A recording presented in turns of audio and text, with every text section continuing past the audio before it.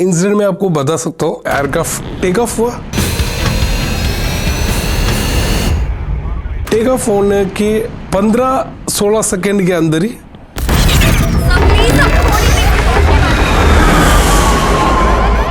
Mayday, mayday, mayday. This is Cactus 1549. It's bird. आपने 20 साल तक इंडियन एयरफोर्स में काम किया, उसके बाद 10 साल आप वाइल्ड लाइफ हज़ार्ड में थे। तो ये होता क्या है? ये जो वाइल्ड डेजर्ट मैनेजमेंट है, फर्स्ट बर्ड स्ट्राइक हुआ है 1905 सितंबर 7 को हुआ है। So it is not a problem of today, it is a problem of when we started flying. तो मतलब जो सुपरसोनिक साउंड के स्पीड से भी चलते हैं जो जेट्स, तो उन पे भी एक छोटा सा बर्ड 50 ग्राम का जो चिड़िया है वो पूरा एयरक्राफ्ट को नीचे गिरा सकता है।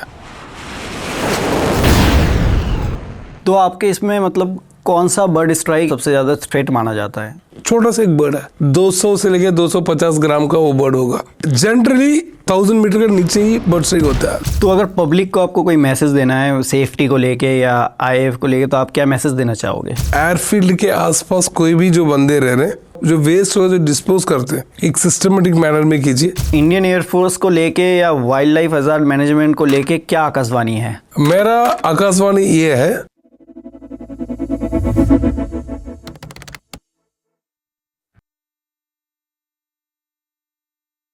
वेलकम दोस्तों, आकाशवाणी के एक नए एपिसोड में आपका स्वागत है। आज हमारे साथ है सर बी राम कुमार, जो कि एक ऐसे एक्सपर्ट है जो इंडियन एयरफोर्स में पिछले 20 साल से काम कर चुके हैं। उसमें से 10 साल वाइल्ड लाइफ हज़ार्ड मैनेजमेंट में काम कर चुके हैं। ये एक ऐसा मैनेजमेंट है जो एयरक्राफ्ट और पायलट की सेफ्टी को इंश्योर करता है। बर्ड स्ट्राइक, रनवे सेफ्टी और रिस्क मैनेजमेंट उनका काम था, नेचर की खतरों से हम सबको बचाना। तो सर कैसे हैं आप? एकदम बढ़िया है। और कैसा चल रहा है सब कुछ? सब कुछ बढ़िया है। तो सर आप इंडियन एयरफोर्स में कैसे आए? जब मैं 12th कंप्लीट करने के बाद सेम सिलेक्शन प्रोसीजर है। ATAC में मैंने सिलेक्शन एग्ज़ाम्स दिया, उसके बाद मेरा फिजिकल एग्ज़ाम्स दिया, उसके बाद इंटरव्यू अटेंड किया। सो उसके बाद मैं लगभग 20 साल पहले 2005 में मार्च महीने में मैं एयरफोर्स में एनरोल हुआ था। अच्छा, जैसे मैंने इंट्रो में बताया कि आपने 20 साल तक इंडियन एयरफोर्स में काम किया है, उसके बाद 10 साल आप वाइल्ड लाइफ हज़ार्ड में थे। तो ये होता क्या है? कभी तो सुना नहीं है ऐसा कुछ। ओके, आपको वाइल्ड डेजर्ट मैनेजमेंट क्या होता है? For example not only in Indian air force, ये जो वाइल्ड डेजर्ट मैनेजमेंट है, ये आज के डेट में जैसे एविएशन बढ़ते जा रहा है, हर एयरफील्ड में भी ये इन्वॉल्व है, जो ये वाइल्ड डेजर्ट मैनेजर का जो पोजीशंस है। ओके। बट आप इनकेस ऐसे देखे, इनकेस कोई भी जो मेटालिकल पार्ट, ना तो कोई भी मिशन जब हवा में उड़ती है, उस समय जमीन किसका है? जमीन में तो हम लोग रह रहे हैं, वाइल्ड एनिमल्स, कोई भी जो जानवर वगैरह सब कुछ रह रहा है। सेम हवा में कौन रह रहा है? बर्ड्स रह रहा है। इनकेस हम उनके जो लैंड पे, जो उनके जो रहने के जगह पे कोई भी जो फ्लाइंग ऑब्जेक्ट, ना तो कोई भी जो ऑब्जेक्ट लेके जब उड़ते हैं, उस समय ये दोनों आपस में टकराने का बहुत ज़्यादा संभावना है। जब ये दोनों जब एक साथ जब टकराता है, उसका हम बोलते हैं बर्ड स्ट्राइक। इनकेस नॉर्मली कभी कभी ये कोई भी जानवर भी हो सकता है। इनकेस एयरक्राफ्ट के सबसे पहले जब ऊपर उड़ने के पहले लैंड में भी टेक ऑफ के लिए जाता है, उस समय लैंड एनिमल्स में भी उसका प्रॉब्लम्स रहता है। सेम जब इसको जो कंबाइन करके जब वो बोलते हैं, हम बोलते हैं उसको वाइल्ड हज़ार्ड मैनेजमेंट, ना तो wild strike, wild life strike करके बोलते हैं हम लोग। जनरली आप जब देखेंगे, हम तो अभी कितना सालों से ओनली 125 ईयर्स से हम लोग आसमान में उड़ना हमने शुरू किए, बट बर्ड्स तो 150 मिलियन ईयर से उसी आसमान को उसने घेरे हुए हैं। सो अचानक हम उस एरिया के ऊपर हम जो फ्लाई करना शुरू किए, जो भी स्पेस शटल्स है, जो हमारे एयरक्राफ्ट है, जो मिलिट्री एयरक्राफ्ट, हेलीकॉप्टर्स हो गए, हेलीकॉप्टर्स है, कोई भी जब उसके पास उड़ना शुरू किया, तो ये दोनों को कोलाइड होने के चांसेस ज़्यादा हुए। सो उसका फॉर एग्जांपल देखेंगे तो फर्स्ट बर्ड स्ट्राइक हुआ है 1905 सितंबर 7 को हुआ है। अच्छा, दैट मीन्स राइट ब्रदर्स का टाइम पे ही। So it was that much of old. So it is not a problem of today, it is a problem of when we started flying. In case आप दूसरा तरह के देखेंगे तो नॉट ओनली एयरक्राफ्ट है, जो स्पेस शटल है, वो भी जब 2005 में जब नासा से जब टेक ऑफ हुआ, उसमें भी टर्की करके एक बर्ड है, उस बर्ड से उसमें भी हुआ है एयर स्ट्राइक हो गया। एयर स्ट्राइक हुआ, बर्ड स्ट्राइक हुआ है। So it is not restricted to the aircraft, it is restricted to the space का जो एयरक्राफ्ट है उसमें भी, वो शेड्यूल में भी ये है। कोई भी फॉर एग्जांपल आज के डेट में जितने भी ड्रोन्स आए नया, ये जब ड्रोन्स भी जब हवा में जब उड़ता है उसका भी रिस्क रहता है उसके साथ टकराने का। हाँ, अब ये देखते हैं हम जब ड्रोन वगैरह उड़ाते हैं तो वो कबूतर वगैरह सारा उसके साथ आ रहे हैं। सारा जो कबूतर वगैरह जो उसको भगाने के लिए भी यूज़ करते हैं हम लोग। तो लेकिन एक जो मान लीजिए कोई जेट इंजन है या कोई भी एरोप्लेन का इंजन है, वो बहुत पावरफुल होता है, तो एक छोटा सा बर्ड क्या उस पर स्ट्राइक कर सकता है, मतलब उसका नुकसान पहुंचा सकता है। हाँ, जितना एयरक्राफ्ट का जो स्पीड होगा उतना ज़्यादा उसका नुकसान ज़्यादा पहुंचने का ये संभावना है। सेकेंड, आप इनकेस आप उसको ऐसे ले लीजिए, फॉर एग्जांपल एयरक्राफ्ट से चीज़ ऊपर चढ़ रहा है, इनकेस फॉर एग्जांपल हमें लग रहा है ये बहुत एक छोटा सा बर्ड है, बट उसका जो इम्पैक्ट है वो बहुत बड़ा रहता है। फॉर एग्जांपल आपने ये भी देखा होगा जो 2001 में जो इसमें हडसन रिवर में जो हुआ था, उसमें भी आप देखे होंगे, आपने उसको मूवी भी आया, हाँ, सॉली मूवी का नाम भी आपने देखा, सॉली पूरा देखा होगा, सारा लोग ने हमने देखा। जब उस मूवी में आप देखते तो आपको ओनली कुछ फ्लॉक ऑफ बर्ड्स अंदर हिट करता है, यस यस, बट जब वो हिट करने के बाद कोई भी एक मैकेनिकल कंपोनेंट जब टूट जाता है उसको अंदर अंदर अंदर अंदर फर्दरली उसको डैमेज को अग्रेसिव में लेके जाता है। सो ये जो डैमेजेस को जब आप होता है उसके बाद पायलट उस एयरक्राफ्ट को कंट्रोल नहीं कर पाते हैं। कंट्रोल क्योंकि आपको मान लो 4 इंजन है, इनकेस आपको पास 2 इंजन चला गया फिर भी आपका स्टेबिलिटी तुरंत डाउन हो जाएगा। सो ये सबसे बड़ा एविएशन इंडस्ट्री का बहुत बड़ा खतरा है आगे। क्योंकि प्रॉब्लम क्या था, आपका कभी भी आप ये चीज मान लीजिए, एक फॉर एग्जांपल ये छोटा सा एक रूम है, इस रूम के अंदर 2 बंदे रहेंगे तो आराम से रह सकते हैं। 2 बंदे पहले इधर उधर से घूम रहे, किसी को टकराने की कोई प्रॉब्लम ही नहीं है। इनके इसी रूम के अंदर 10 कोई जानवर को भी दे दिया, इनकेस उसी के अंदर कोई एक रोबोट टाइप भी घुमाने शुरू कर देंगे, प्रॉब्लम हो गई होगा। सेम लास्ट 10 ईयर्स में भी आप देखेंगे हमारा एविएशन इंडस्ट्री इतना बढ़ रहा है। सो उसके वजह से क्या हो रहा है, आपको जो स्पेस तो कॉमन इतना ही है, एयर स्पेस तो बढ़ ही नहीं रहा आपको, एयर स्पेस तो आपका पहले भी जितना था उतना ही था अभी भी, बट अभी क्या पॉपुलेशन में बर्ड्स का भी पॉपुलेशन बढ़ रहा है, डेंसिटी बढ़ रहा है, एयरक्राफ्ट का भी डेंसिटी बढ़ रहा है। सो इसमें कोलाइड होने के ज़्यादा चांसेस है। तो इसका वजह से ये एविएशन सेक्टर में एक सबसे बड़ा खतरा है आज के डेट में। सेकेंड, इसका वजह से बहुत ज़्यादा प्रॉब्लम्स भी रहता है। मान लीजिए बर्ड स्ट्राइक ही, मेरे हिसाब से बर्ड स्ट्राइक ही ज़्यादा होते होंगे, क्योंकि जो भी एयरपोर्ट वगैरह होते हैं तो उसमें तो ज़्यादातर वो रिजर्व्ड होता है, उसमें तो कोई एनिमल वगैरह आ नहीं सकता। बाई चांस कभी कभी कोई कुत्ते वगैरह आ जाए या बिल्ली वगैरह आ जाए वो अलग बात है। तो ये जो मतलब एयरक्राफ्ट में कोई ऐसा अभी टेक्नोलॉजी नहीं निकला कि अगर वो जो विंड जो घूमता है उसका जो ब्लेड्स जो घूमते हैं उसको अगर सामने से ही कवर कर दे। नहीं, आप इनकेस अच्छा, तो उसको एयर फ्लो, जो आपको in case of aerodynamic structure wise जब आप बात करेंगे, वो मैक्स टू मैक्स क्या करता है, वो एयर फ्लो का ही उसका यूज करते हैं।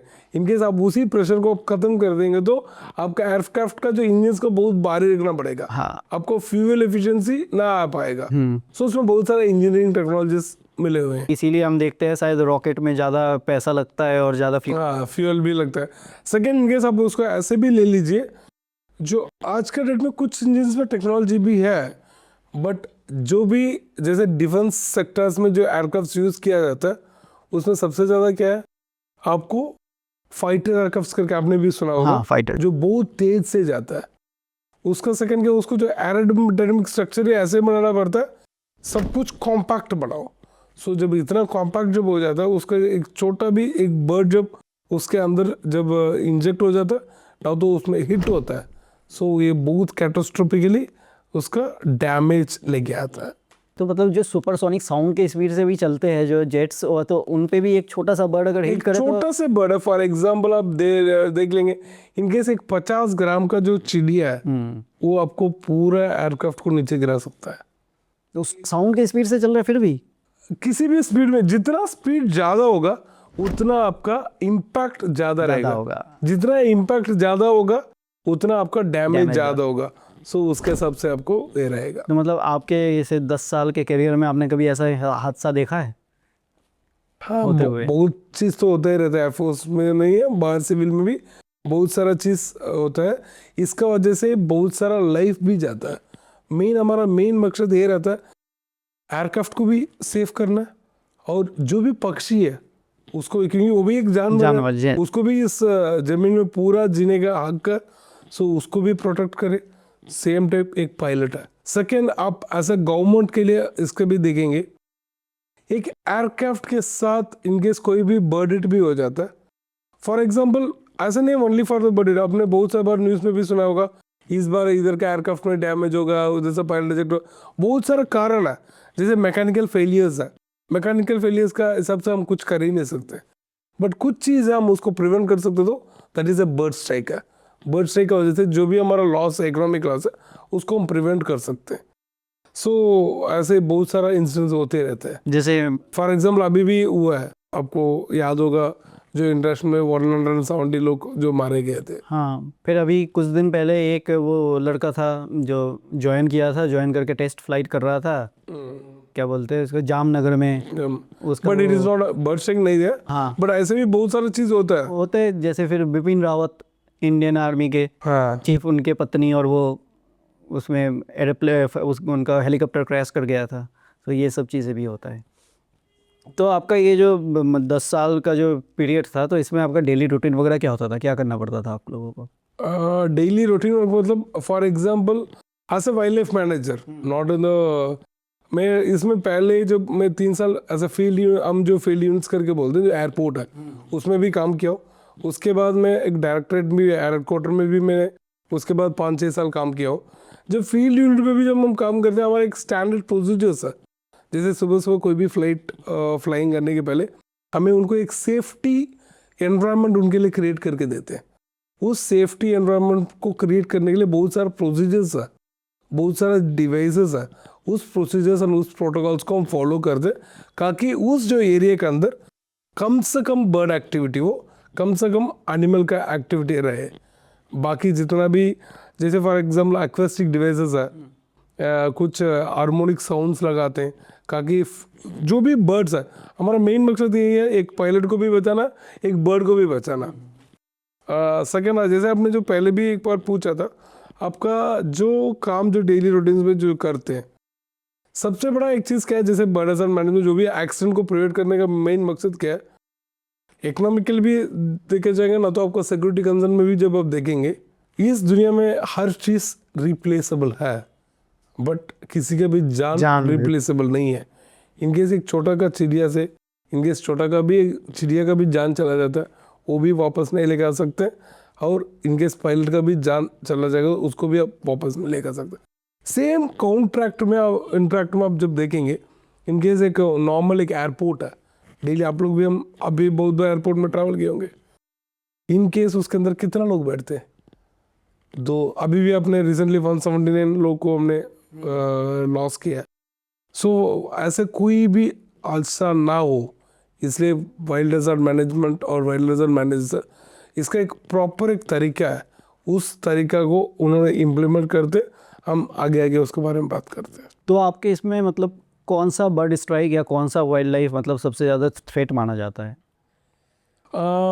ऐसे देखा जाएगा तो इस पूरा इसमें इंडिया के अंदर ऑलमोस्ट अराउंड 1330 बर्ड स्पीशीज है। उसमें से हर बर्ड हमें प्रॉब्लम नहीं करता है। कुछ बर्ड्स है सिर्फ, जैसे फॉर एग्जांपल ब्लैक काइट है, लैपिंग करके एक है, और शिफ्ट है, स्वालोज है, ऐसे कुछ 40 से 30 वैरायटी बर्ड्स है ऑल ओवर इंडिया में। हर जगह में अलग अलग प्रॉब्लम्स है। ये जो कौन सा बर्ड का वजह से प्रॉब्लम है, इट डिपेंड्स अपॉन आपका जो लोकेशन क्या है, उधर कौन सा बर्ड का पॉपुलेशन ज़्यादा है, उसके हिसाब से वो फ़र्क डिफरेंट होते रहता है। मेरे हिसाब से ये कोस्टल एरिया में तो ज़्यादा इसको दिक्कत होता होगा, क्योंकि जो समुंदर के साइड में जो एयरपोर्ट्स वगैरह होते हैं। नहीं है, it is not like that, coastal area में ही प्रॉब्लम है। फॉर एग्जाम्पल ब्लैक काइट करके एक बर्ड है, काइट जो जनरली आप जो देखते हो, सबसे पहले आपने बहुत पहले आपने देखा होगा, फॉर एग्जाम्पल आप दिल्ली ही ले लो। जब दिल्ली एयरपोर्ट जो बना था, इधर बगल में कोई था एयरपोर्ट स्टेशन था? नहीं था। लोग क्या सोचते, जैसे एयरपोर्ट है, जनरली एयरपोर्ट उसी जगह में बनाया जाता है खाली जगह पे, पॉपुलेशन नहीं है, ताकि उस जगह में कोई भी बर्ड का भी प्रॉब्लम ना हो, एयरक्राफ्ट का भी कोई आराम से टेक ऑफ और लैंडिंग करने का कोई प्रॉब्लम हो ना, वो कोई बिल्डिंग से। बट धीरे धीरे लोग क्या करते हैं, जैसे ही एक बार एक एयरपोर्ट बन गया उसके आसपास लोग आकर बसना शुरू कर देते हैं। So it also one of the major problem for bird hazards के लिए। वो हमारे लिए उस प्रॉब्लम को सॉल्व करने के लिए हमारे पास बहुत ज़्यादा मेहनत भी लगता है। वो एक प्रॉब्लम है। फॉर एग्जाम्पल जैसे ब्लैक काइट है, ये प्रूव्ड है ब्लैक काइट ओनली उसी जगह में रहता है जगह हमारा ह्यूमन हैबिटेशन है। सेकेंड, जगह हम ह्यूमन जो वेस्ट जो क्रिएट करते हैं ना, जो सॉलिड वेस्ट जो भी घर पे से, उसको इनके प्रॉपर तरीके से हम ना डिस्पोज ना करते, उससे एक सबसे बड़ा प्रॉब्लम होती है। जनरली आप ये भी देख लो, इनकेस जितना भी जो बर्ड स्ट्राइक्स हो रही है वो जनरली आपका 1000 मीटर के नीचे ही बर्ड स्ट्राइक होता है। ना तो आप 1000 मीटर बोल लो, ना तो 9000 फीट बोल लो, इसके अंदर ही रहता है। क्योंकि पहले भी हमने जो डिस्कस किया था, आपको जो बर्ड और कोई भी मिशन जो एयरक्राफ्ट है उसको कोलाइड होना है। जनरली बर्ड्स उसी हाइट में फ्लाई करता है, एयरक्राफ्ट क्या करता है कुछ ही टाइम के अंदर ही उस हाइट में फ्लाई करता है, उसके बाद ऑटोमेटिकली उस हाइट से बाहर चला जाता है। सो जब उस साइड से बाहर चल जाता है एयरक्राफ्ट को इतना ज़्यादा प्रॉब्लम नहीं है। But generally within take off करने के बाद ये जो विद इन 5 to 10 मिनट्स के अंदर ये उस साइड को जब क्रॉस करता है, उसी में ही हमारा सबसे ज़्यादा प्रॉब्लम रहता है। सो जनरली हम क्या करते हैं, उसका एक आईकाओ करके एक ऑर्गेनाइजेशन है, वो गाइडलाइंस हमेशा देते रहता है। उस गाइडलाइंस के हिसाब से हर एयरपोर्ट हर एरोड्रोम मेंटेन करते हैं, जो गाइडलाइंस के हिसाब से क्या क्या हमें होना चाहिए करके। एक 11 किलोमीटर तक एक फनल रहता है, उसमें हम मैक्सिमम कोशिश करते हैं ऐसे कोई भी चीज़ ना हो जिससे बर्ड अट्रैक्ट हो। For example solid waste management है, कहाँ पर प्लांट है, कोई भी कचरा डाल रहा है, इसलिए एयरफोर्स भी बहुत बार जो अपने न्यूज़ चैनल्स वगैरह में भी एडवर्टाइजमेंट करते हैं। इनकेस कोई भी एयरफोर्स का आसपास ना तो कोई भी एरोड्रोम के आसपास कोई भी बंदा रह रहा है, कोई भी कचरा वगैरह बाहर खुले में ना फेंके। सो ये भी एक इनडायरेक्टली एज अ पब्लिक आप हमें भी हेल्प करते हो इस चीज़ में, क्योंकि आपका जो जो जो एक एक जो कचरा जो डालते हैं उसका वजह से इतना ज़्यादा बर्ड्स आ जाएगा तो कल वो आपको ही प्रॉब्लम हो सकता है। क्योंकि ये नहीं है आप अभी ये सोच सकते हो यार मैं तो उसमें नहीं जा रहा हूँ, बट कल हो सकता है आप भी जा रहे होंगे, आपके साथ में ये हादसा हो सकता है। सो इसलिए प्लीज़ आपका जो भी जनरली तो ऑलरेडी इंडिया के अंदर रूल है कचरा तो बाहर फेंकना ही नहीं है, फिर भी हम फेंक रहे हैं, वो तो सबका ये है। अभी धीरे धीरे करके हम भी क्लीन एनवायरनमेंट में चेंज हो रहे हैं, बट फिर भी इनकेस कोई भी आप लोग एयरपोर्ट का आसपास है रहते हो, उस जगह में थोड़ा बहुत जानते रहना आपका कचरा को बाहर ना फेंके। अभी तो दिल्ली में मान लीजिए 10 साल पहले अगर कोई आता होगा तो देखता ये जो एयरपोर्ट है वो बहुत खाली खाली था। हाँ पूरा खाली चलता है। अब तो आजकल इनके सब फॉर एग्जांपल गूगल अर्थ में जब आप निकाल के भी देखेंगे इतना जगह है। एरो सिटी बनने के बाद बाप रे बाप, वो पहचान नहीं पाएगा। कोई 10 साल पहले अगर दिल्ली में आया होगा तो अब पहचान ही नहीं पाएगा। इसीलिए शायद मेरे को लगता है कि जो बेंगलोर एयरपोर्ट है बहुत सिटी से बहुत दूर बना हुआ है। बेंगलोर नहीं है, जब भी कोई भी एयरपोर्ट जो बनता है, फॉर एग्जाम्पल आप मान लो चेन्नई में अभी जो नया एयरपोर्ट जो प्रपोज किया, तो जिस परंदूर में जाकर प्रपोज किया वो चेन्नई से 7 किलोमीटर दूर है। जब बनेगा बनते उसके बाद बनने के बाद अगले 20 साल के अंदर जो एयरपोर्ट तो बनाए तो कुछ कारण के लिए, बट जो लोग आराम से सारा लोग उधर जाकर उधर बस जाएंगे, क्योंकि लैंड का भी प्राइस बढ़ जाता है ना जो आपके उसमें है, तो वो भी चले जाएंगे उसमें। तो इसके साथ आपने एक चीज़ बोला कि वो 1000 फीट तक ही बर्ड्स वगैरह रहते हैं। 1000 मीटर्स उससे ऊपर नहीं रहते। उसके ऊपर भी रहता है, धीरे धीरे डेंसिटी कम होते जाता है, ऑक्सीजन वगैरह कम। नहीं ऑक्सीजन नहीं है, जो बर्ड का जो जनसंख्या भी कम हो जाता है। सेकंड केस जैसा फ्लाइट टेक ऑफ हुआ, सभी अप डाउन रूट में अलग अलग डिवाइड होकर चला गया। बट ये जो 1000 फीट तक जब 1000 मीटर तक जब आप देखेंगे जनरली उनका टेक ऑफ पाथ भी सेम रहता है, सो उनका लैंडिंग पाथ भी रहता है, सो उनका रश भी ज़्यादा रहता है। उसी जगह में क्या जनरल जो नॉर्मल बर्ड्स है वो भी उसी हाइट में फ्लाई करता है, क्योंकि कोई भी बर्ड ऐसा नहीं जाकर सारा बर्ड्स ऊपर, जैसे पिजन्स वगैरह है जनरल नॉर्मल हाइट में फ्लाई करता है। सो आपको क्रॉसिंग्स का बहुत ज़्यादा ये टेंडेंसी रहता है उसमें एक्सीडेंट इंसिडेंट्स होने के में। तो मतलब आप लोग टेक ऑफ में भी उस चीज़ को ध्यान देते हो और उस लैंडिंग में भी landing ध्यान देना पड़ता है। कुछ प्रिस्क्राइब्ड एरिया है 10 किलोमीटर तक का, उसके बाद एयरपोर्ट के अंदर भी आईकाओ का कुछ डायरेक्शंस है, उतना दूर तक आपको सैनिटाइज जोन करके एक जोन को मेंटेन करते, उस जोन के अंदर बर्ड्स ना आने के लिए बहुत सारा हमने प्रोसीजर्स मेंटेन करते हैं। उस प्रोसीजर्स का हिसाब से बर्ड्स उधर रहना और आना कम होता है। एयरपोर्ट वगैरह तो वो तो एक सिक्योर एनवायरनमेंट में होता है, लेकिन आप इंडियन एयरफोर्स में थे, मान लीजिए कोई ऐसी जगह पे या कोई ऐसा मिशन है तो आपको जंगल में से फ्लाई करते हुए जाना पड़ता है, तो उस जगह पे तो वो फिर मैनेज हो ही नहीं सकता, वो तो लग के ऊपर चलता है फिर। नहीं, आपका बात सही है, बट कभी भी वो जंगल से भी ऐसे एयरपोर्ट एयरफील्ड्स भी ऐसे नहीं बनता।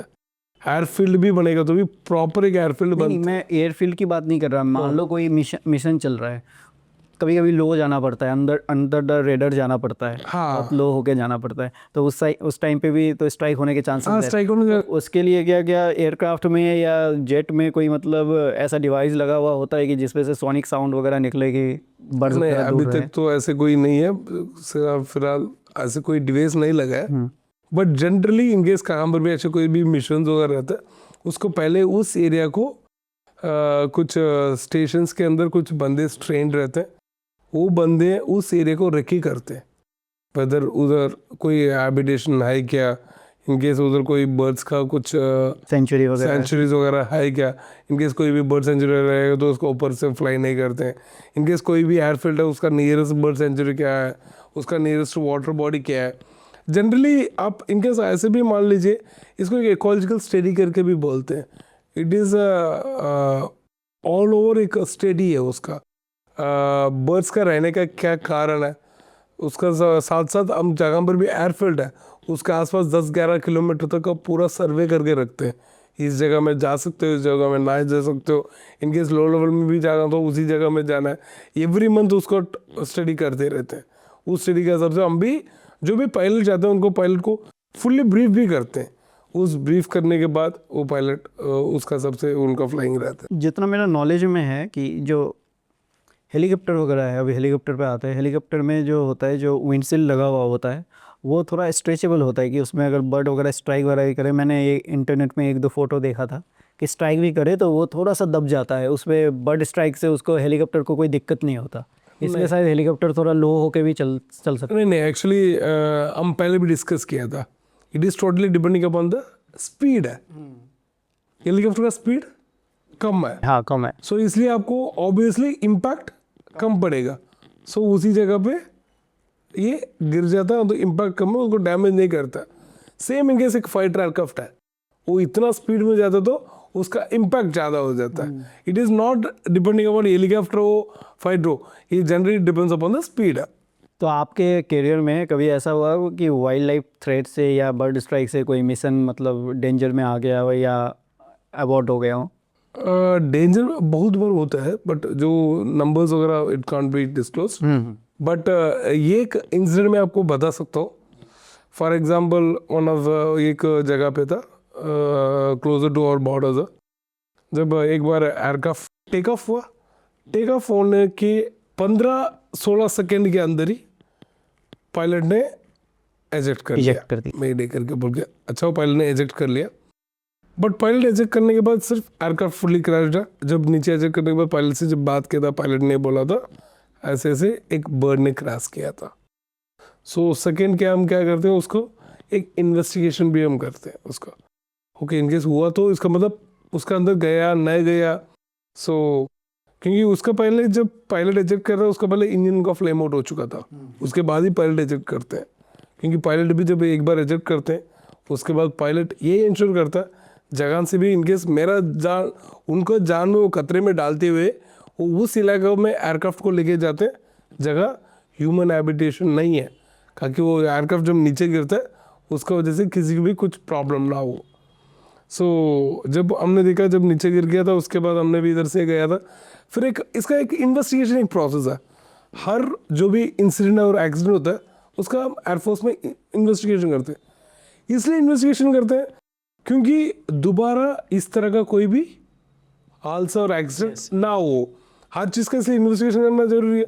सो जब हम किया तो ओके, इसके बाद हमने जो उसका इंजन वगैरह निकला, इंजन वगैरह स्ट्रिपिंग किया गया था, उस समय मेरे साथ एक वन ऑफ माय कलीग है बासी बासुरंगम, हम दोनों गए थे, फिर इसका सब कुछ स्टडी किया था। जनरली क्या करते हैं, हर चीज़ में एक स्टेट ऑफ आर्ट टेक्नोलॉजी को यूज़ करते हैं। फॉर एग्जांपल कोई भी चीज़ हमें कोई भी जो बर्थ शेक हो जाता है उसके बाद हम क्या करते हैं, डीएनए आइडेंटिफिकेशन दौरान हम ये पता करने के लिए कोशिश करते हैं उस इंसिडेंट ना तो उस एक्सीडेंट कौन सा बर्ड का वजह से हुआ, दैट मीन्स कौन सा स्पीशीज है जनरली उनके हैबिट वगैरह। उनका हैबिटेट, क्योंकि हमें ये पता करना जरूरी है उस हैबिटेट क्या है उधर, जनरली वो बर्ड उधर आने का क्या रीज़न है। जब तक हम उस रीज़न को नहीं हटाएंगे जब तक वो बर्ड तो कोई ना कोई बर्ड आते रहेगा। सो हमें जनरली उस एरिया के अंदर हम हर चीज़ को सैनिटाइज करना पड़ता है। सो जब हमने किया तो एक हमें पता चला इट इज़ वन छोटा सा एक बर्ड है प्लोवर करके। जनरली आप जब देखेंगे तो 200 से लेके 250 ग्राम का वो बर्ड होगा। उस बर्ड ने टोटल एक एयरक्राफ्ट को ही खत्म कर दिया। खत्म कर दिया। बट इसमें एक चीज़ एडवांटेज ये था, अच्छा भी ये था, पायलट का लाइफ सेफ हो गया। बट ऐसे बहुत सारा टाइम बहुत बार ये होता है।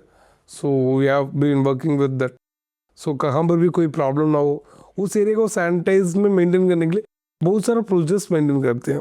उस प्रोसेस को बाद में तो एयरफोर्स में जो ये वाइल्ड हजार्ड मैनेजमेंट है, ये कहाँ से शुरू हो के अभी कहाँ पे आप इस चीज़ को देखते हो अभी? जैसे फॉर एग्जांपल देखेंगे जो तो शुरुआत में जब एयरफोर्स जब मे बी जो एयरफोर्स में ज्वाइन होने के पहले 1970s में और 1980s में अगर देखेंगे तो बहुत ज़्यादा एयर स्ट्राइक्स हुए, बर्ड स्ट्राइक्स हुए। उसको लेके एयरफोर्स ने बहुत ज़्यादा इनिशिएटिव लिया, क्योंकि सबसे ज़्यादा क्या हुआ, पायलट्स का लाइफ गया था, एयरक्राफ्ट गया। सिविल में भी आपने देखा होगा बहुत ज़्यादा एक्सीडेंट्स हुए हैं, सिविल में भी हुए हैं। सो ये सब कुछ गवर्नमेंट ऑफ इंडिया और एयरफोर्स ने मिलकर बहुत ज़्यादा इनोवेशंस भी लेके आए। सो इसको लेके हमारा भी जो इंटरनली है, हम भी सबसे पहले बहुत दिन के बाद कुछ नया पोर्टफोलियोज क्रिएट किया गया था, only to monitor those things है। क्योंकि कोई भी चीज़ को कोई ना कोई बंदा रिस्पॉन्सिबल होना चाहिए, तभी तो आप उसका सुधार भी कर सकते हो। सबसे पहले जो प्रॉब्लम हो रहा है उसको स्टडी करने के लिए भी कोई बंदा अलग से होना चाहिए। सो कुछ पोर्टफोलियोज क्रिएट किया गया था, कुछ कॉमन पोर्टफोलियोज। उस पोर्टफोलियो के हिसाब से उन लोगों का प्राइमरी काम ही ये था, कोई भी जो इंसिडेंट और एक्सीडेंट हो रहा था उसका कैसे हुआ, क्यों हुआ, ये सारा डेटा वगैरह मेंटेन कर रहे थे। वही रिस्पॉन्सिबल है उस जगह को सैनिटाइज भी मेंटेन करने के लिए। Same as well as officer rank में भी थे और मेन रैंक में भी मैन पावर्स को दिया गया था, पोर्टफोलियोज क्रिएट किया गया था। जब ये करने के बाद सबसे पहले 2007 में ऑर्निथोलॉजिस्ट सेल करके एक सेल फॉर्म किया गया था। उसका पहले तक क्या था, इस चीज़ में किसी का भी हमारे पास साइंटिफिक बैकग्राउंड वगैरह नहीं था। ओनली जो चल रहा है उसको लेके ओके इधर एक्सीडेंट हो गया, क्यों, कारण क्या है, बट एक्सीडेंट हो गया, हमारे पास डेटा है, बट क्यों हुआ, कैसे हुआ, क्योंकि एयरफोर्स के पास ऐसे कोई साइंटिफिक बॉडी नहीं है उसका ऊपर रिसर्च करने के लिए। सो 2007 में ऑर्निथोलॉजिस्ट सेल करके एक सेल को फॉर्म किया गया। उस सेल इनके साथ देखा जाएगा ऑल ओवर वर्ल्ड में जो डिफेंस सर्विसेज है उसमें अकेला ऐसे कोई सेल है वो ओनली इंडियन एयरफोर्स के पास ही है। बाकी जगह में कैसे, बाकी जगह में भी बर्ड स्ट्राइक का डिफेंस सर्विसेज है, बट वो लोग क्या करते हैं, डायरेक्टली साइंटिस्ट का इन्वॉल्वमेंट है, ना तो कोई ना कोई टेक्नोलॉजी यूज़ कर रहे, बट उसका खुद का बंदे को रख के कोई भी सेल नहीं है। सो इन्होंने उस सेल को सबसे पहले फॉर्म किया। उसके बाद धीरे धीरे जहाँ पर भी जो एयरफोर्स बेसिस है उस बेसिस में आप देखेंगे तो जैसे आपको आजकल कोई भी आपको आईटी के सेक्टर में कोई बंदा चाहिए, आईटी ट्रेंड वाला बंदा मिल जाएगा। कोई भी जो बायोलॉजिकल का जो बंदा चाहिए आपको बायोलॉजी का बंदा मिल जाएगा, तो कोई भी जोलॉजी का बंदा मिल जाएगा, डॉक्टर मिल जाएगा। बट वाइल्ड डेजर्ट मैनेजर आपको मिलेगा नहीं। क्यों नहीं मिलेगा, ऐसा कोई भी एक एकेडमिक स्टडी ही नहीं है। क्यों स्टडी नहीं है, सबसे पहले तो ये यूनिक प्रॉब्लम है तो ओनली विद एविएशन है, एविएशन के साथ ये प्रॉब्लम है। उसमें भी जब आप देखेंगे सबसे बड़ा प्रॉब्लम ओनली डिफेंस सेक्टर के अंदर है, क्योंकि पहले भी हमने बात किया था जगह आपका एयरक्राफ्ट बहुत तेज जाता है, सिर्फ उनके अंदर ये प्रॉब्लम परसिस्टेंस है। एयरफोर्स ने क्या किया, जो आइडेंटिफाई किया जो बंदे इनका इंटरेस्ट है इसका ऊपर, उस बंदे को इस सेल में लेके आए। उस बंदे को धीरे धीरे उनका एकेडमिक क्वालिफिकेशन भी बढ़े। सेकेंड, उनको जितना भी जो नॉलेज चाहिए, क्योंकि आप इनके बाहर से देखेंगे जो it is not a subject नहीं है, आपको सब्जेक्ट एक्सपर्ट अलग अलग मिलेंगे। फॉर एग्जांपल बर्ड्स के बारे में जो जानते हैं, जो जोलॉजिस्ट है वो आपको मिलेंगे, बट उस बंदे का एक प्रॉब्लम है, वो बंदा एयरफोर्स का स्ट्रक्चर ना तो फ्लाइंग एनवायरनमेंट इस चीज़ को वो अडाप्ट नहीं कर सकते, वो समझ नहीं सकते। सेकेंड, एक पायलट का जो व्यू क्या है, क्योंकि उनका जो पूरा जो लाइफ कैरियर में कभी भी वो ना फाइटर फ्लाइट को देखा, फाइटर फ्लाइट को जो ऑपरेटिंग एनवायरनमेंट देखा, ना तो एक पायलट से उन्होंने बात किया, ना तो एक रनवे रिलेटेड में उन्होंने काम किया। सो इसलिए उनके पास वो नॉलेज नहीं है, एक्सपीरियंस भी नहीं है। बट जो बंदा जो एयरफोर्स में है उनके पास ये सारा नॉलेज है, बट इनके पास वो जो जोलॉजिस्ट है उनका जो पढ़ाई का जो लेवल ऑफ एक्सपीरियंस है, ये नॉलेज इनके पास नहीं है। जनरली इनकेस बर्ड कहाँ पर भी कोई भी जगह में रहता है, ये मेनली उसका जो हैबिटेट और उसका इकोलॉजी है। फॉर एग्जांपल इनकेस में किसी बर्ड को देख भी लिया, वो बर्ड कौन सा बर्ड है, वो बर्ड इधर क्यों आए हुए हैं, उसको भी इनकेस मुझे जानना है, मुझे उस बर्ड के बारे में जानना भी ज़रूरी है, बट वो एक्सपर्टीज तो हमारे पास पहले से नहीं है। सो एयरफोर्स ने उसके लिए अलग से हमें ट्रेनिंग दिया, that is basic ornithology course करके एक कोर्स होता है। उस कोर्सेज जनरली फॉर 12 डेज के लिए होता है। उस जब कोर्स जब हम करते हैं हमें जनरल बेसिक आइडिया मिल जाता है। जब जनरल बेसिक आइडिया जब हमें बर्ड्स के बारे में जो मिलने के बाद, जब ऑलरेडी हमारे पास तो एक तो एयरफोर्स का एनवायरनमेंट तो हमें मालूम ही मालूम है। जब ये 12 दिन का जो कोर्स जब हम आते हैं, जब हम एयरफोर्स की कोर्स जब कराता है, उस कोर्स से हमें ये जो इनपुट्स और बर्ड के बारे में थोड़ा बहुत और नॉलेज मिलता है। सेकेंड, जब इस नॉलेज लेके जब हम फील्ड यूनिट में जब जाते हैं, उसको जब हम धीरे धीरे करके देखते हैं, सो हमें इसमें एक्सपीरियंस भी बढ़ते हुए आता है, नॉलेज पॉलिश होते हुए आता है। जब हमें ये नॉलेज भी जब मिल जाता है, उसके बाद इसमें बहुत कम बंदे नहीं बोल सकते, कुछ बंदे को उसमें बहुत ज़्यादा इंटरेस्ट आ जाता है, जैसे मुझे आया, ऐसे भी बहुत सारे बंदे को इसमें इंटरेस्ट आता है, क्योंकि इट इज़ अ फील्ड है, जिस बंदे का उसमें इंटरेस्ट है वही बंदा इसके अंदर आगे जा सकता है। क्योंकि आपको इसमें जैसे एज काम करना पड़ेगा ना, आपका टाइम है, खाना पीना सब कुछ, आप उसके लिए डेडिकेटली काम करना पड़ेगा। इनकेस फॉर एग्जाम्पल मुझे एक बर्ड के बारे में जानना है, उस बर्ड को इतना तक मुझे मॉनिटर करना पड़ेगा, वो कब सो रहा है, कहाँ जाकर सो रहा है, कहाँ बैठ रहा है, क्या खा रहा है, इस एयरफील्ड के अंदर क्यों आया, कहाँ खाता है। सो इसका इनकेस फॉर एग्जाम्पल मेरा एयरफील्ड का ऊपर भी इनके 70 फीट में भी वो जा रहा है, मुझे ये देखना पड़ेगा भाई वो 70 फीट में क्यों जा रहा है, वो 70 फीट में इधर से उधर डेली जा रहा है, हैबिट चेंज उसको नहीं, डेली इधर से उधर जा रहा है तो क्यों जा रहा है, उसको रहने के लिए इधर क्यों आ रहा है, ये सब कुछ रखने के लिए आपको बहुत ज़्यादा टाइम उसमें इन्वेस्ट करना पड़ता है एक जो बर्ड मैनेजर्स बनने के लिए। सो ये सब कुछ जिस बंदे के पास ये सब कुछ आए, जिस बंदे का इंटरेस्ट है, उस बंदे को दोबारा उसका फर्दर एडवांस ट्रेनिंग कराता है एयरफोर्स। तो ये एयरफोर्स में इंटरनली होता है? नहीं है, कुछ कोर्सेस इंटरनली होता है, कुछ कोर्सेस हमें बाहर सिविल से भी कराया जाता है। फॉर एग्जाम्पल मैंने तो आपको वो अपने पैसे से करना होता है या नहीं, उसका एयरफोर्स स्पॉन्सर करता है। That is a very beauty of the organization है। ओके, ऑर्गेनाइजेशन का भी रिक्वायरमेंट इनकेस आपके पास इच्छा है करने के लिए, ऑर्गेनाइजेशन अपना पैसा से कराता है उसको। मेरा इसमें एक क्वेश्चन है, मान लो किसी को इस बारे में पता है, मान लीजिए हमारा ये वीडियो किसी ने देखा, उसको जानवरों से भी प्यार है, पक्षी से भी प्यार है, वो चाहता है कि वो इंडियन एयरफोर्स में एज अ वाइल्ड लाइफ हैज़ार्ड मैनेजमेंट में ही जाए, तो जो कोर्सेज वो इंडियन एयरफोर्स करवा रहा है वो एक्सटर्नली वो पहले ही सीख के अगर ज्वाइन करे तो उसके लिए ज़्यादा अच्छा नहीं होगा? आपका बात तो ठीक है, बट इसमें प्रॉब्लम, इसमें चांसेस ही बहुत कम है। क्योंकि आप जब एयरफोर्स में जब एनरोल होते हो तब आप 12th किए हुए रहते हो। ओके, जब आप इधर आने के बाद ही इसमें स्कोप बढ़ सकता है, but not in the air force है। बट इनकेस कोई बंदा सिविल में जाना चाहता है, उसके लिए ये कोर्सेज वगैरह भी करा सकता है। अभी कुछ इंस्टीट्यूट्स अभी आ रहा है, कुछ के साथ MOUs भी कर रहा है। तो मतलब इंडियन एयरफोर्स के बाहर इन कोर्सेज के बारे में लोगों को पता है? नहीं, अभी तक कोई कोर्सेज ऐसे कोई स्ट्रक्चर्ड कोर्स नहीं है, डिस्क्लोज नहीं किया, इनके डिस्क्लोज नहीं है, कोई भी कोर्स ऐसा ही है। इनकेस आप सिविल एयरपोर्ट में भी जब आप नौकरी के लिए भी जाते हो, जनरल ऐसे बायोलॉजिस्ट को ही वो लेते हैं, लेने के बाद उनका एक इंटरनल एक ऑर्गेनाइजेशन है, उसी में उनको ही ही ग्रो करते हैं। उसी को इनको ग्रो करते हैं।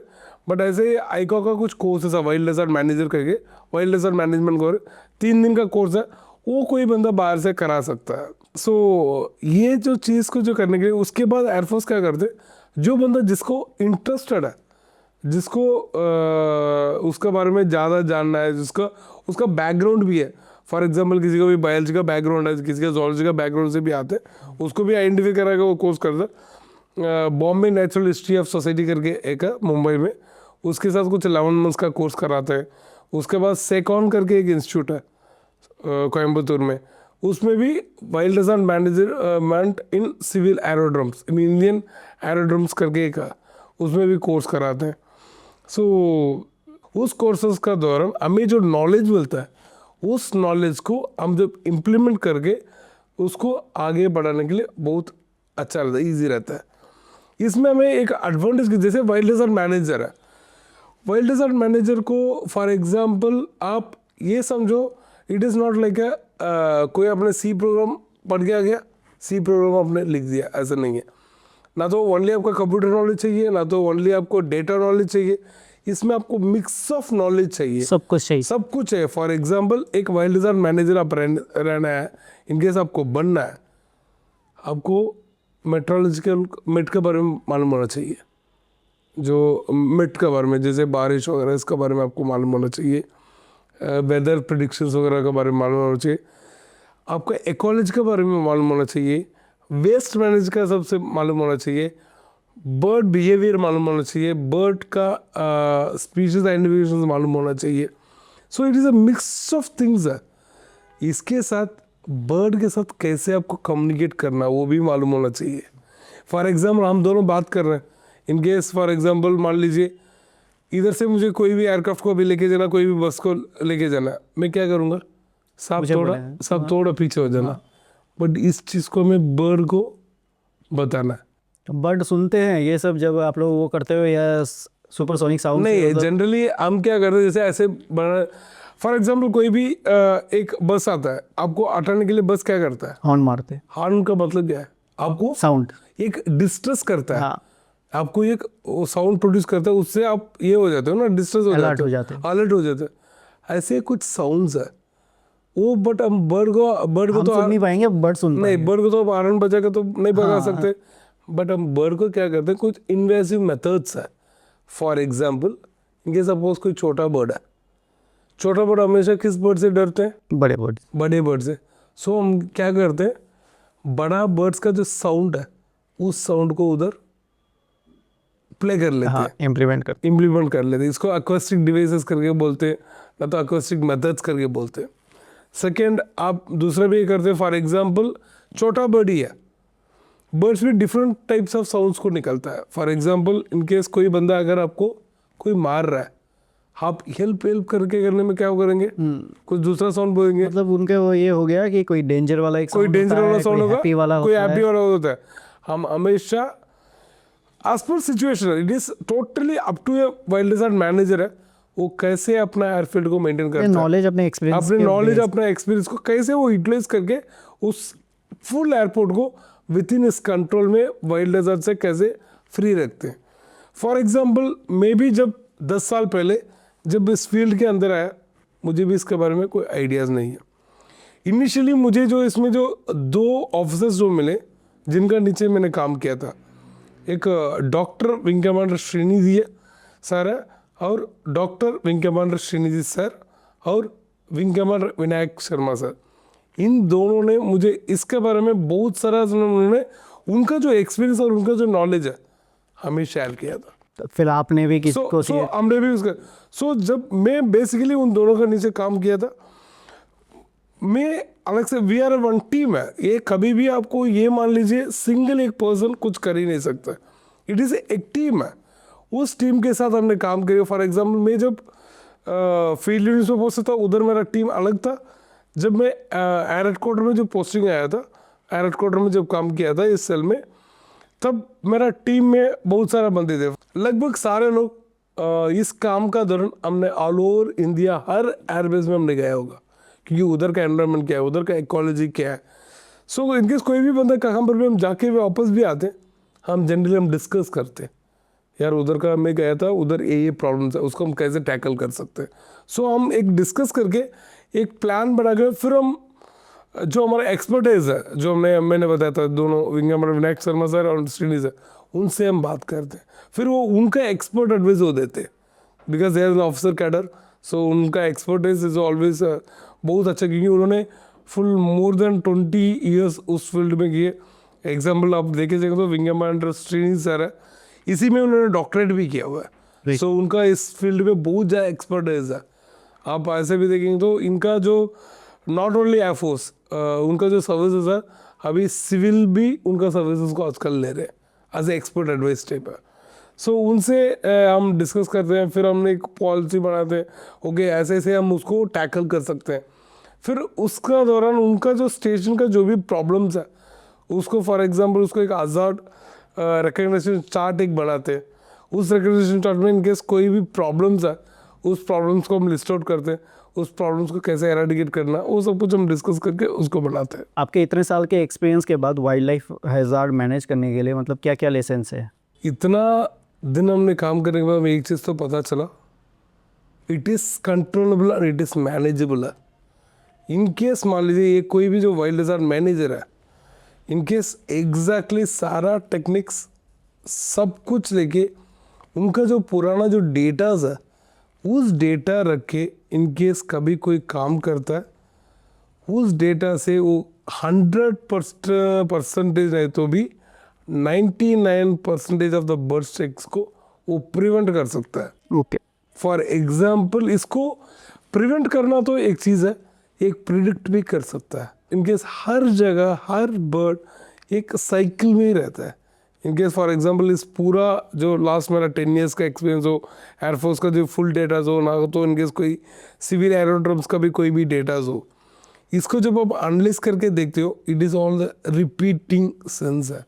फॉर एग्जांपल 5 साल पहले अक्टूबर महीने में 5 तारीख को इनकेस कोई एयरबेस में बर्ड स्ट्राइक हो रहा है, अगले 5 साल के बाद अक्टूबर महीने में 5 तारीख हो सकता है, 4 हो सकता है, 3 हो सकता है, बट अक्टूबर महीना ही बर्ड स्ट्राइक्स ज़्यादा होता है।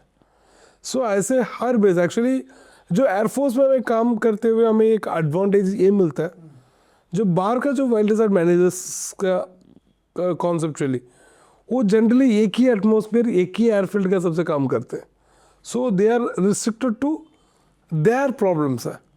बट जो एयरफोर्स में जो हमारा क्या एक्सपर्टीज थोड़ा ज़्यादा हो जाता है। सो इस फील्ड में जो एयरफोर्स में काम करते हैं उनका थोड़ा एक्सपर्टीज सिविल से थोड़ा भी ज़्यादा भी रहता है। So it can be predictable है, एग्जैक्टली आप प्रिडिक्ट कर सकते हो कौन सा टाइम में, but it is totally on the data based है। तो जो लोग डाटा ड्रिवन असेसमेंट करना चाहते हैं तो उनके लिए आपका क्या एडवाइस होगा? सबसे पहले एडवाइस ये है, data data based decision making. Generally कोई भी चीज़ को हम करते हैं तो जनरल डेटा बेस्ड डिसीजन से ही डिसीजन ले रहे हैं।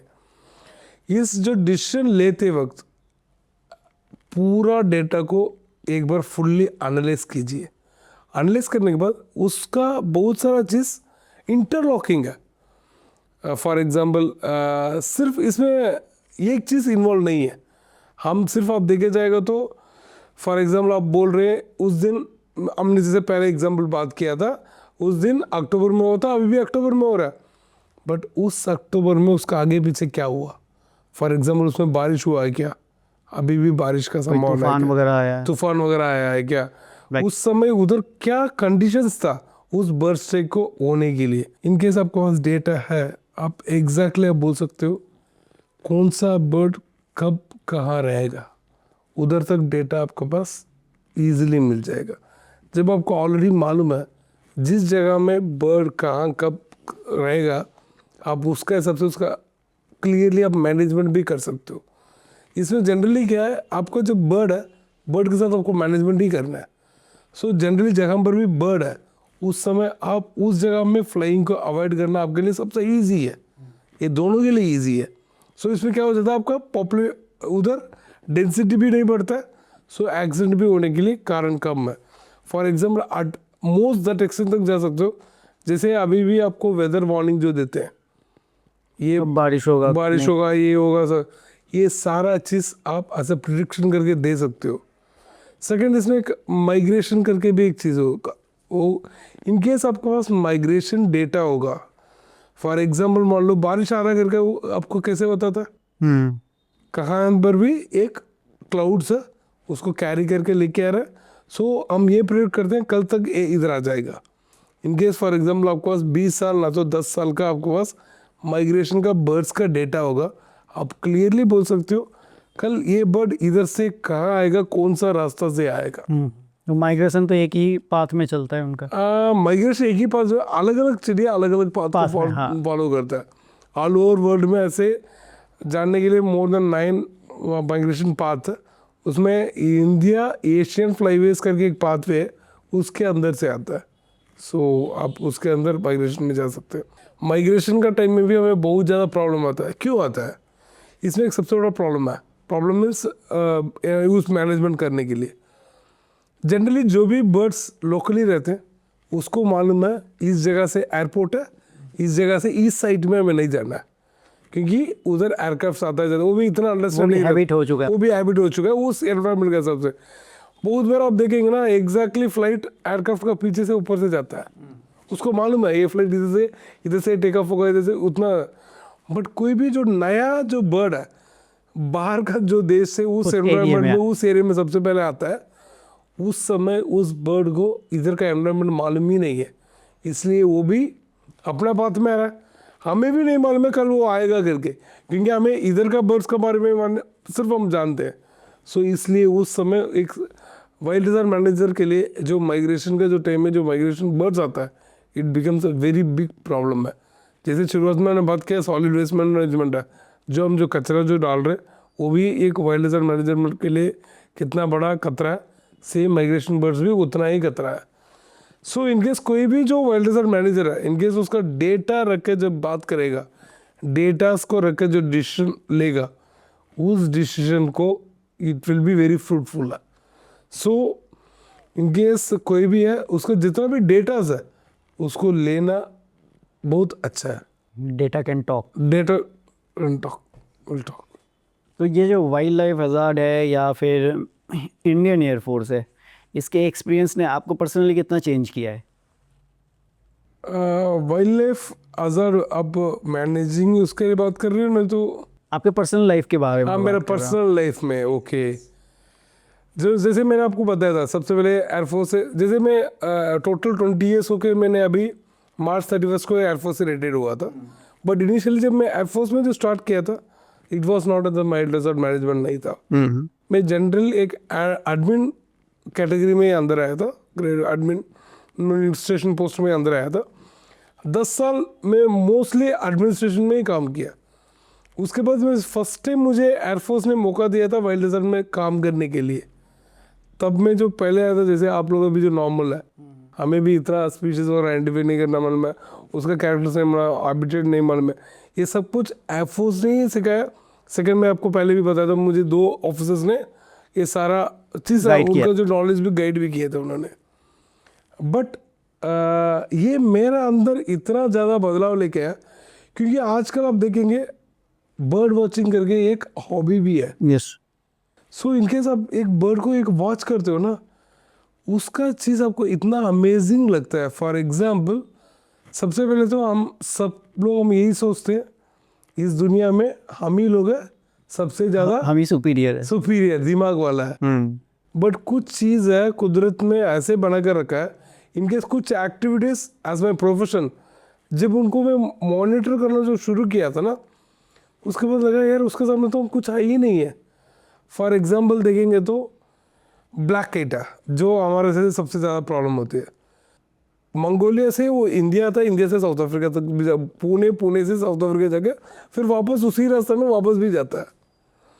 जब आप उस जो रास्ता जो फॉलो करता है, उस रास्ता को जब इनकेस आप थोड़ा डीपली स्टडी करके देखेंगे, जो भी रास्ता से वो आ रहा है, सबसे पहले तो उधर तो नॉर्थ से जब मंगोलिया से जब एंटर करता है, पूरा हिमालय से एक तो 8000 फीट है, उसमें सिर्फ एक जगह में एक पास है, खैबर पास करके एक पास मैंने भी सुना है। हाँ, जो लोएस्ट एरिया है, उसी में से पास उसी पास से लोग वो अंदर आते हैं। अंदर आने के बाद मोस्टली श्रीनगर में वो 10 से 15 दिन वो रुकता है, क्योंकि उसके पहले जितना भी जो एरिया उसने ट्रैवल करके आया उतना जगह में पूरा स्नो था।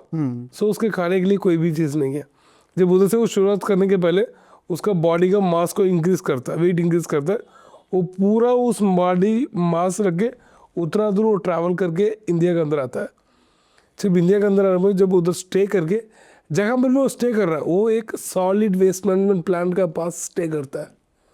आपको ऐसे भी मालूम है जो श्रीनगर है इंडिया में जो विंटर में सबसे ज़्यादा नॉनवेज कंजप्शन स्टेट है, उधर रख के आराम से उसका पूरा खाना पीना सब कुछ वो करता है। उसके बाद उधर से करके सीधा वो दिल्ली पे आता है। दिल्ली में आकर दिल्ली में इधर का उसका ब्रीडिंग बनाता है, उसका जो नया जनरेशन को क्रिएट करते हैं। कुछ बर्ड्स नीचे पुणे में चल जाता है, कुछ बर्ड्स इधर स्टे कर लेते हैं। उसके बाद जब उसका जो ब्रीडिंग करके ब्रीडिंग ख़त्म हो जाता है, वापस उसका पूरा परिवार को लेके वापस जाता है मंगोलिया। ये हमारे लिए भी एक खुशी का चीज़ है। इंडिया बाकी लोग जितना भी लोग इंडिया अच्छा नहीं करके छोड़ के बाहर जा रहे हैं, बट चिड़िया बोल रहा है इंडिया जैसे कोई देश ही नहीं है। सो इंडिया में आकर उसका परिवार को डेवलप करके वापस जाता है। सो इट बिकम्स समटाइम्स वो जब देखने में मेरा पूरा मेंटालिटी चेंज हो गया। That means we are not a superior. Second, जो बर्ड वॉचिंग में इतना आपको पीस ऑफ माइंड भी आजकल मिलता है। ऐसे एक तो प्रोफेशन तो हो गई। आप करते हो बर्ड वॉचिंग? पक्का सारा जो जितना भी जो वाइल्ड लाइफ मैनेजर में है उनको बर्ड वॉचिंग करना है सबसे फर्स्ट प्राइमरी टास्क है। तो अभी आप मिस नहीं करते उस चीज़ को? हाँ, अभी तो ऑब्वियसली मिस करते हो, बट ऐसे प्रोफेशन तो मैं अभी एयरफोर्स से रिटायर हो चुका हूँ, बट बर्ड वॉचिंग तो ऐसा हॉबी तो मैं कंटिन्यूस रहूँगा ही रहूँगा। तो अगर कोई यंग पर्सन है जो मान लो हमारा ये पॉडकास्ट देख रहा है या सुन रहा है, तो उसको आप क्या एडवाइस देना चाहोगे अगर वो इस फील्ड में जाना चाहता है? तो सबसे पहले इनकेस कोई भी बंदा जो डिफेंस सर्विसेज के अंदर, जैसे फॉर एग्जाम्पल एयरफोर्स के अंदर है, वो जनरली ऐसा वाइल्ड लाइफ मैनेजमेंट ना तो उधर इजीली वो आ सकता है। सो उसके बाद उसमें इंटरेस्ट लेके आगे उसका ट्रेनिंग लेके आगे जो कोर्सेज जो एयरफोर्स जो फ्री में जो कराते हैं उस कोर्सेज को करा के वो उनका नॉलेज को बढ़ा सकता है। इनकेस कोई भी बंदा जो सिविल में है वो जनरली जो ऐसे वाइल्ड लाइफ मैनेजर्स का बनने के लिए ना तो एज ए जोलॉजिस्ट ना तो कोई भी जो फॉर इनकेस किसी को भी इसका फील्ड में इंटरेस्ट है, फॉर एग्जांपल BBA एविएशन ना तो MBA एविएशन वगैरह करने के बाद भी वो ऐसे वाइल्ड लाइफ मैनेजर भी जा सकते हैं। कुछ कोर्सेज है सिविल में, ये कोर्सेज आपको ऐसे एकेडमिक कोर्स नहीं है बट ऐसे एड ऑन कोर्स ऐसे कर सकते हैं। जैसे फॉर एग्जांपल BHNS है, सेकॉन है, ऐसे बहुत सारा जो इंस्टीट्यूट है वाइल्ड लाइफ मैनेजमेंट के बारे में पढ़ाते हैं ओनली जो उनका इसमें।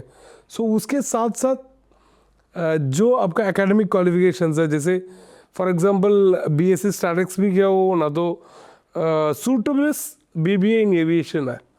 क्योंकि इसलिए है क्योंकि जब आप एक इंडस्ट्री के अंदर जा रहे हो उस इंडस्ट्री के बारे में मालूम होना आपको बहुत ज़रूरी है। इनकेस उस नॉलेज से लेके कोई भी बंदा जाता है so you can be able to grow in this field. Indian air force और ये वाइल्ड लाइफ हज़ार्ड में यादों में से सबसे आपका यादगार कौन सा पल है? कुछ ऐसा कुछ है मोमेंट जो आपको ज़िंदगी भर याद रहेगा? IAF में तो हर दिन नया दिन है। इसमें सबसे बड़ा चीज़ तो ये है हर दिन हमें याद रहता है। सो इसमें ऐसे कोई चीज़ स्पेशली ऐसे कुछ नहीं है क्योंकि whatever the task we got we have to accomplish. Overall your whole work is memorable. हाँ, होल वर्क द 20 ईयर्स जो पास्ट 20 ईयर्स है उसमें कोई भी मैं सिंगल डे में कभी भी ज़िंदगी में भूल ही नहीं सकता हूँ। क्योंकि हर पल आपको इंस्पायर ही किया है। इंस्पायर ही किया। सेकेंड, मेरा काम भी ऐसे मिला, it is not a routine duty है। सेकेंड, गिवन मुझे मैं ये भी बोल सकता हूँ लाइफ को देखने का अलग पर्सपेक्टिव भी मुझे मिला। सेकेंड, मैं 18 साल में मैं ओनली मेरा जो कंट्री का जो तमिलनाडु स्टेट तमिलनाडु है उसको छोड़कर मैं कभी बाहर ही नहीं गया। अच्छा। बट जो नेक्स्ट 20 ईयर्स में आज के टाइम में मैं प्राउड फील करके मैं ये बोल सकता हूँ ऑल ओवर इंडिया में ऐसा कोई भी जगह नहीं है मैं नहीं गया हूँ। कोई भी ऐसा स्टेट नहीं है, हर स्टेट में मुझे जाने का मौका मिला, हर स्टेट में मुझे काम करने का मौका मिला। मीन सिविल सर्विस का यही तो खूबसूरती तो आई है। सो इसलिए हर पल मेरे लिए यादगार है।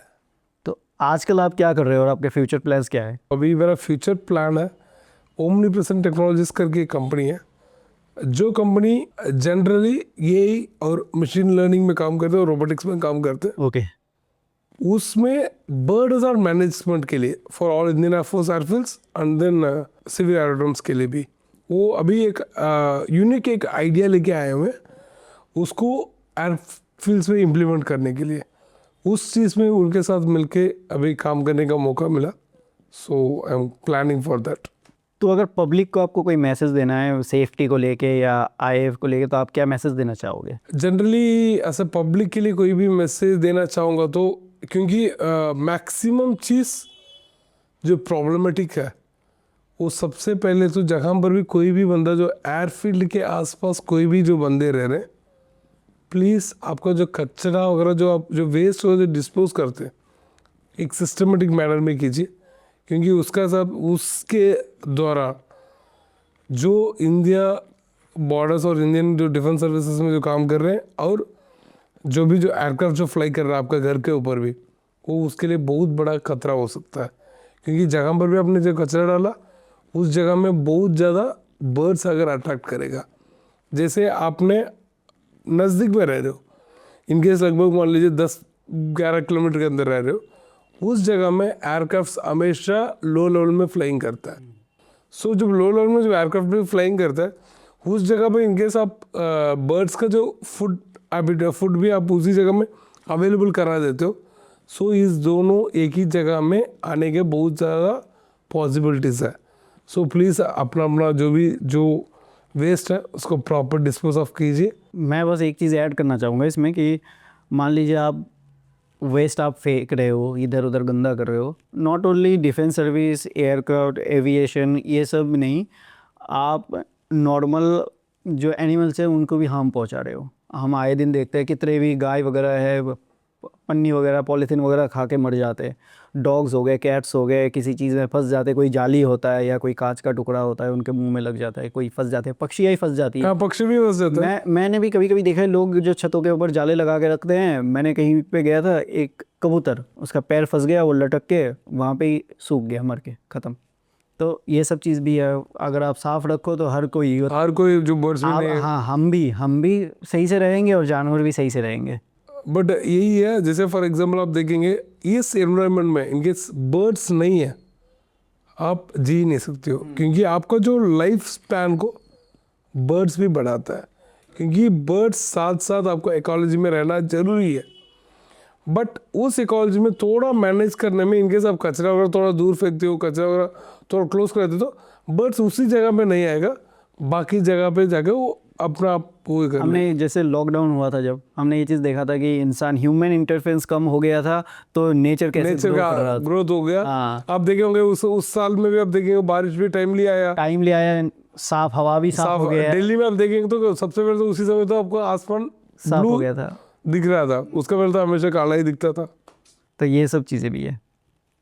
तो हमारे इस शो का नाम आकाशवाणी है, तो आपका इंडियन एयरफोर्स को लेके या वाइल्ड लाइफ हज़ार्ड मैनेजमेंट को लेके क्या आकाशवाणी है? मेरा आकाशवाणी ये है, ये जो वाइल्ड हज़ार्ड मैनेजर्स है जितना भी जो बंदे हैं उसका एक करेक्ट टाइम ये है, क्योंकि हर फील्ड में आप देखेंगे ये आ चुका है, मशीन लर्निंग आ चुका है। आपको देख रहे हैं मशीन लर्निंग और ये इतना आसानी से सारा काम कर रहा है। सो ये करेक्ट टाइम है हमें भी ये और मशीन लर्निंग को अडॉप्ट करके, और जो नया जितना भी टेक्नोलॉजीज जो आ रहा है, फॉर एग्जांपल ड्रोन टेक्नोलॉजी है, ये सब कुछ को यूटिलाइज करके जो वाइल्ड हज़ार्ड मैनेजमेंट को ईजिली आप कंट्रोल कर सकते हो पहले से भी बेहतर। मैं फॉर एग्जांपल ये बता रहा हूँ, पहले भी हमने डिस्कस किया था वाइल्ड हज़ार्ड मैनेजमेंट क्या है। ये जो बंदा जो भी कर रहा है उसको बहुत सारा का इनपुट्स का जरूरत पड़ता है, बट उस इनपुट एक ही बंदा के पास सारा एक्सपर्टीज होके उसको डिसीजन लेना इट इज इम्पॉसिबल है, क्योंकि फील्ड एक्सपर्टीज तो हमेशा फील्ड एक्सपर्टीज है। सेकेंड है, जब एक डेटा भी ड्राइवन टेक्नोलॉजी में हम जब भी बात किए, कुछ टाइम के बाद डेटा को अपने मैनेज करना भी आप हाथ से बाहर हो जाता है, क्योंकि डेटा जब बाजार में रहता है तब आप उसको ईजिली मैनिपुलेट कर सकते हो। मैनिपुलेट मीन्स आप उसको ईजिली स्टडी कर सकते हो, डिसीजन ले सकते हो। जब सेम डेटा इनकेस लाखों में करोड़ में पहुंच जाता है, उस समय आपके पास एक्यूरेसी भी कम हो जाएगा, उसके बाद आपको ये भी नहीं कर सकते हो, आपका स्पीड भी कम हो। स्पीड भी कम हो जाएगा। सेम चीज़ को इनकेस आप कोई भी मशीन लर्निंग में तो आर्टिफिशियल इंटेलिजेंस उसमें आप इनपुट देंगे, सेकंड में हो जाएगा। सेकेंड्स में हो जाएगा। Second, single machine different expertise का नॉलेज को एक जगह में आप इनपुट देके उससे आप डिसीजन लेंगे, इट विल बी फिर एक ही बंदा डिसीजन ले पाएगा वो। कंप्यूटर। सेकेंड, इसमें और भी एक चीज़ अच्छा है, जैसे मैं लास्ट 10 साल से मैं उधर कर रहा था, मेरा एक्सपर्टाइज जब मैं उस कुर्सी से जब बाहर आ जाता हूँ, इनकेस मैं दूसरे एयरपोर्ट, उस एयरपोर्ट का जो चेंजेस है, क्योंकि ये नॉर्मली हमने बात किया था, it is totally nature driven चीज़ है। नेचुरली क्या हुआ था उस समय क्या था, सिर्फ मुझे जो भी बंदा उधर है उसको ही याद है। इनकेस उस चीज़ को इनकेस आप हमेशा जब एक मशीन को लर्न करते हुए आएंगे, मशीन कभी भूल नहीं सकता, मशीन कभी रिप्लेस भी नहीं हो सकता। सो ये अभी एग्जैक्टली सही टाइम है ये और मशीन लर्निंग को बर्ड डिज़ाइन मैनेजमेंट नहीं तो वाइल्ड डिज़ाइन मैनेजमेंट में इम्प्लीमेंट करने का। तो सर ऑलमोस्ट ये पॉडकास्ट ख़त्म हो चुका है, आपका हमारे पॉडकास्ट में आके आपका एक्सपीरियंस कैसा रहा? बहुत अच्छा लगा। सबसे पहले तो एक चीज़ था, क्योंकि जो हमारा फील्ड है जनरली बाहर किसी को मालूम ही नहीं है।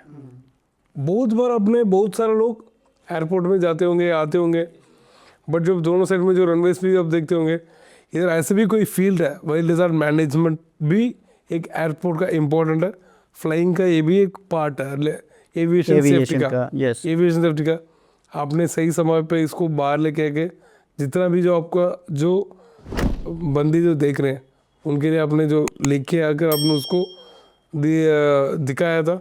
सेकंड, हमें भी एक मौका मिला था जो हमारा काम के बारे में बाकी लोगों को बताने में, अवेयरनेस भी फैल गया, अवेयरनेस भी फैल पता गया, भी चलेगा। लोगों को पता To भी be चला। honest, आपसे बात करने से पहले मुझे भी इसके बारे में पता नहीं था कि कुछ ऐसा भी कुछ होता है। So we are feeling also very good.